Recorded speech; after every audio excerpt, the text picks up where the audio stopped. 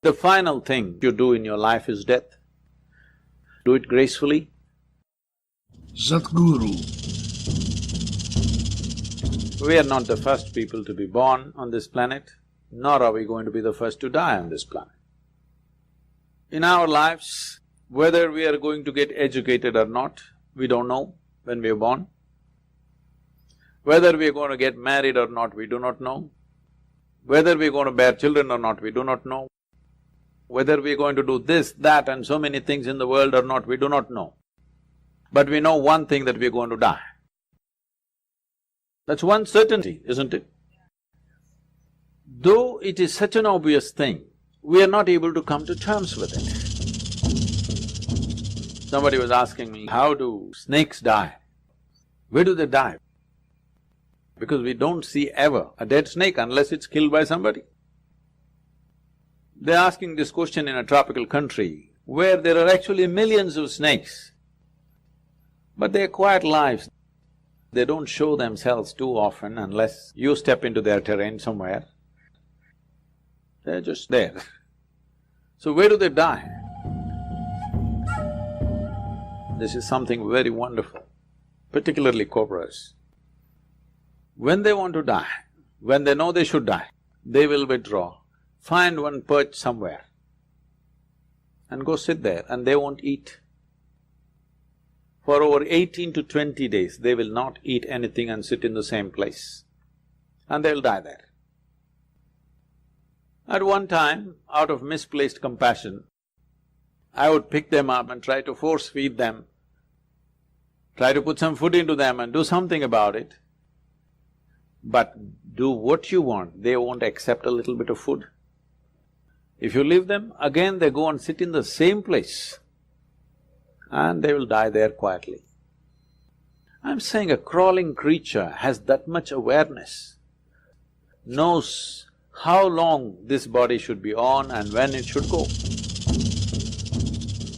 Similarly, your life and every other life has this consciousness as to when it should exit this body. Either because we broke the body in some way, or because simply the necessary intensity in the body doesn't exist anymore to sustain life. A life decides when to leave. It's not like you think about it and you decide, not that kind of decision. In its own way, not with thought. Many decisions about who you are is not decided by your thought. Like that, a life decides when to leave. As long as it's here, we will do everything to preserve it and to hold it and keep it with us, because we cherish and value that life. But once it leaves, we must respect that, because that life has chosen to leave. When I say life, I'm not talking about the person. I'm not talking about the personality. I'm not talking about variety of thoughts and emotions and activities that person was involved in. You as a person never want to leave because you want to be an endless psychological drama. But life wants to leave at a certain time. Whether you like it, you don't like it, life wants to leave because it doesn't want to be trapped in the physical form that you have gathered forever. It enjoys the physical form only to a certain length of time. After that, even if everything is well, many lives leave. You will see this particularly in India. Yogis will decide when to leave. When they're very healthy and well, they sit down and they leave. Other people think, why he was healthy, why should he leave? So you want to get sick and die?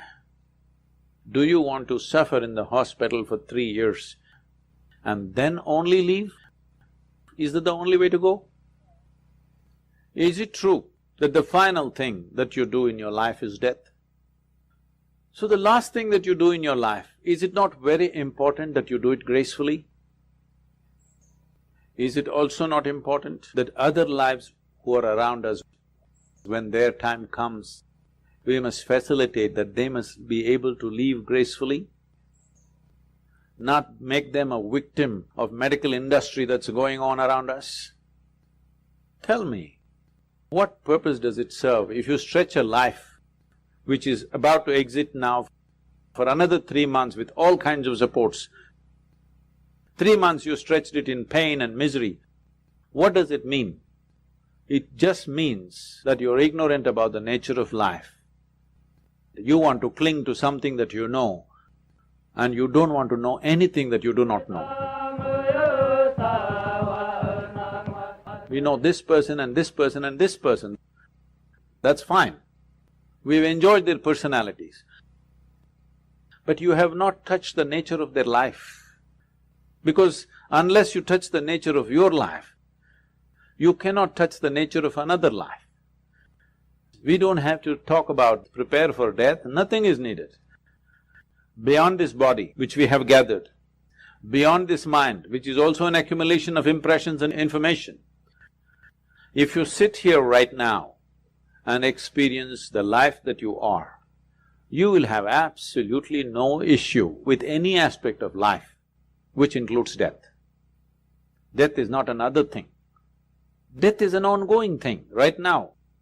All of us are dying slowly. One day it'll be complete. You think it's going to suddenly happen one day? It is already on, isn't it? It is on in every one of us. Right now I can say I'm living. Another way of saying it is, I'm dying right now. We want to stretch it as much as we can. To know this experientially, not trying to figure this intellectually is most important. Because intellectually you will always be one against the other, because this is the nature of intellect, that intellect cannot perceive anything without creating two. So you have created life and death. There's no such thing as life and death. Life and death is one package, isn't it? As we are living, we are also dying right now. The question is how gracefully you do it. If you learn to do this moment absolutely gracefully, you will also conduct that moment absolutely gracefully. That is not a different kind of moment, that's the same moment. In the yogic science, it goes like this. Every inhalation you are born, every exhalation you die. When you were born as a little infant, the first thing that you did was inhalation, isn't it? What do you think is the last thing you will do? Exhalation, isn't it? Right now when you sit here, inhalation, exhalation, inhalation, exhalation, inhalation, exhalation, next inhalation did not happen.